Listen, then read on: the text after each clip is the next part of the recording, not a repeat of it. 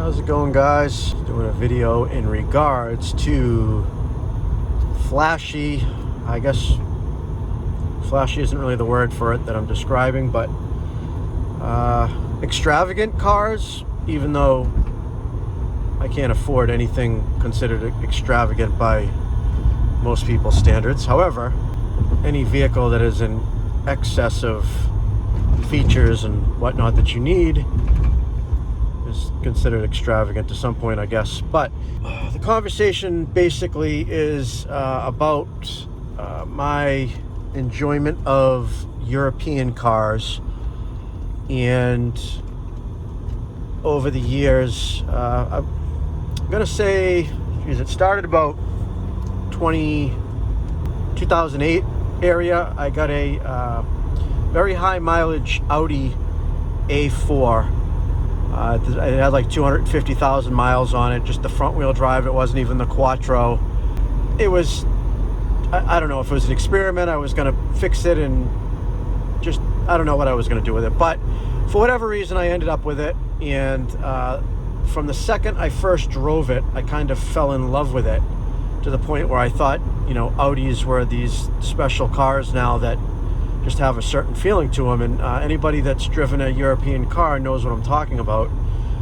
They feel, you know, really tight. They feel secure. They feel connected to the road. You know, I'm sure they're not all that way, but the ones that I've had and the ones that I'm talking about have. That particular car, especially with having so many miles on it, just completely shocked me. It was something about driving it on the highway. You know, you bring it up to like 70, 80 miles an hour, where typical American cars are like 50, 60 miles an hour. Just feel, you know, you feel like windy and, you know, loose, and, you know, just doesn't have a very solid feel. Instantly, that car just impressed me with how it felt, connected to the road, and how stable it was and tight it was. And it just kind of really had a really nice feel to it. So that began my love for Audis at the time, and through the years I had at least one more A4. I had an A6. Again, I'll see if I can stick some pictures up of the ones I had. I know I had a blue A4 that was a standard. This first one that I'm talking about now is a automatic, the red one. The A6 I had was gray. Maybe that is all I had with Audis. Then I switched over to BMW. I got an E39 528i, I think it was. Then I ended up getting a E39 540i. Again, very impressed with those. I got an E46, a 328 or a 330 CI is what it was. It was four-wheel drive. That was a 6-speed as well. What else? I ended up, last year I had a S5, 2012 S5 that I really liked. That was kind of one of my dream cars. I paid more money for that. That was a little later model with under 100,000 miles on it. And recently I just got, what I'm driving right now is a BMW 528i with the X-Drive, which is also considered the 528xi, that I got very inexpensive. Bought it because it's all-wheel drive, heated seats, and really, really good on gas. These years had a 4-cylinder turbo motor. They got away from the 6-cylinder motors, and it still makes about 240 horsepower and decent torque.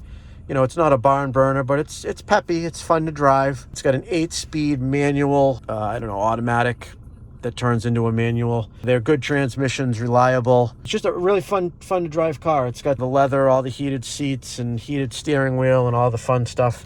I'll actually just give you a quick look at it. I'm at a store right now grabbing something to drink. I'm gonna go to the shop and I'll give you a better look at it. But it's got the camel or cream colored, I think it's camel colored leather interior, you know, wood grain. Really nice sharp car. This car actually I picked up, already had later model 19-inch BMW factory wheels on it, and it's also been lowered a little bit. It has the Neomax silver coilover shocks and struts all the way around to make it handle a little better. Really nice car. It's got the halo headlights and stuff. I don't know if that's showing up on the camera, but I'll give you a better look at it when we get back to the shop. Back to what we were talking about. These cars are great for people like me who fix their own things. It's kind of like a double-edged sword with these. They lose their value tremendously because the repairs and the maintenance are so pricey. And once they get up, out of lease or out of warranty, a lot of people, don't want to put that much money into an older vehicle because the mechanic labor at the dealer is more expensive. The parts are usually more expensive. And because they are such a quality car, there's a lot of components, there's a lot of electrical systems and whatnot that can go wrong as they get older. And the earlier model ones are better examples where you're pretty much never really going to get a car perfect, but you can still get enough of the system still working where it's a good, reliable vehicle that's comfortable. The price, you can pick these things up for like 1/10 of the original cost of the vehicle. And they're only, maybe halfway through their life cycle, even, you might even be able to get more out of it. So in my opinion, it's kind of a deal because usually, like I said, a guy like me that likes to tinker and work on things, I enjoy fixing them up, and, I'm not afraid of anything that may go wrong with them. If you have real money and you can afford extravagant cars, you usually have low mileage ones that are still in lease or under warranty, and then you flip over to a new one and you lose your depreciation, way high depreciation or whatever, and you keep moving because you don't want to pay those repair costs. So that opens up the door to people like me, and it also makes a pretty good amount of them available out there for a reasonable price. And that's what I just did with the one that I have now. This car has, like I said, the 4-cylinder N20 motor, which some people really hate. They do have timing chain guide issues. This has already been replaced with new timing chain guides that wear out. So that's kind of a really good thing if you pick up one of these that are up there in mileage. As long as those big ticket items have been replaced, it's definitely worth the asking price. Again, this was about 1/10 of what it would cost new. With new tires on it, new shocks and struts all the way around. It's got the newer, nicer wheels. It's a good looking car. It's pretty much flawless, except for there's a dent you'll see on the center of this door, which I'm not sure if I'm going to replace it or not, but let's get inside the shop and get it a better look.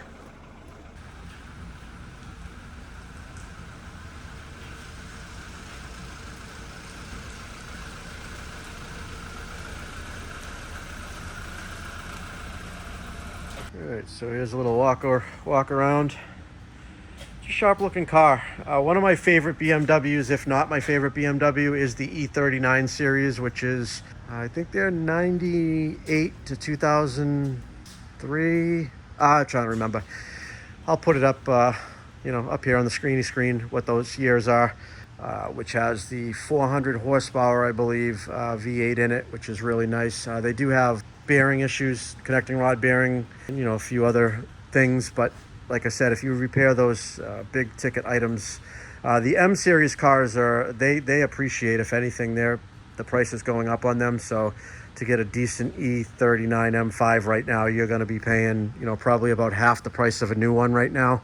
You're not going to pick up one of those for 1/10 the price, like I did with this one here, being a non-M car. It's not an M5, it's a 528.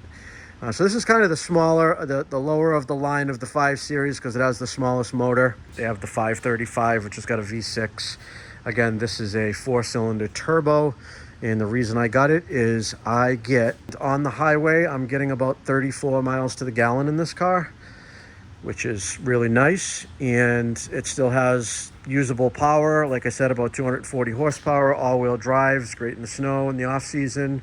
Very comfortable with the heated seats and leather steering wheel, and the seats are just all fully adjustable. You got all your amenities in it. Just really fun car to drive, and a very comfortable car to drive, especially for like long trips. So this is what she looks like. Again, this is lowered a little bit on the coilover shocks, which is a decent brand, Neomax. They're fully adjustable. I have the tools to adjust them. You can change the ride height and the dampening and all that stuff. So I haven't really messed with that yet, but let me go ahead and show you a little bit around. Again, this is the dent on the side of the door. You can kind of see it right there. Actually, one of the things I want to do is got like a white scrape on it. I want to see if I can buff that white out at least to make it a little less noticeable. Other than that, the car is pretty much flawless in the paint area. Maybe a little minor chipping on the front from road rocks and stuff, but Interior's in decent shape. It shows a little bit of wear. We've got some discoloration here. There's a little bit on that passenger seat, which usually it's the driver's seat. The driver's seat's pretty good. You know, maybe a little bit of wear here and there. The steering wheel's decent. Nothing really broken in here. These interiors hold up really well. It's got all the features, you know, heated. It even has heated seats in the back, along with, you know, your separate climate control and all that stuff. So it's really comfortable for any passengers you might have.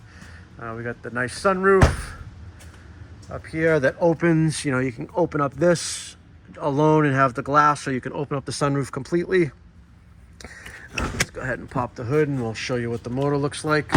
This one's in pretty good shape, doesn't leak any oil. It did have a oil pressure sending unit that was leaking a little bit when I first bought it. About 70 bucks to buy an OEM style one, which I did and replaced it. That's pretty much it. Just a plastic shroud over covering the motor. It's a little 4-banger under there. 2-liter 4-cylinder with the turbocharger. The turbocharger lives down here.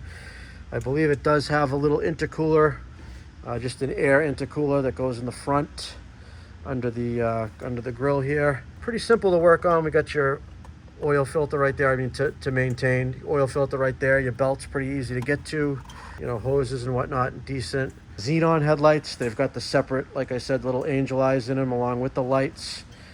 Got some nice fog lights down there. Everything works in that category. Power folding in mirrors. Even at night, this lights up in between all the handles. This is what I was saying here. The seat shows a little bit of staining or wear on this. This is a 2012, again, 528i with the X-Drive. And again, here are the later model wheels. These are 19-inch with brand new tires all the way around. May consider doing a tune on it, just a stage 1, which kind of just wakes it up a little bit, gives you, I think, another 30 or 40 horsepower, get it closer up to 300. But again, I bought this mostly for commuting back and forth, and I want to keep the gas mileage good. So if I'm going to lose any gas mileage by getting on it all the time, I may not get the tune. We'll see. But that's it for that. That's it for this video, guys. Thanks for watching, and we'll probably see you in the next one, I guess. See what car I end up with next. Who knows? Like I said, you never know what you're going to get in this channel. All right, guys. Have a good one.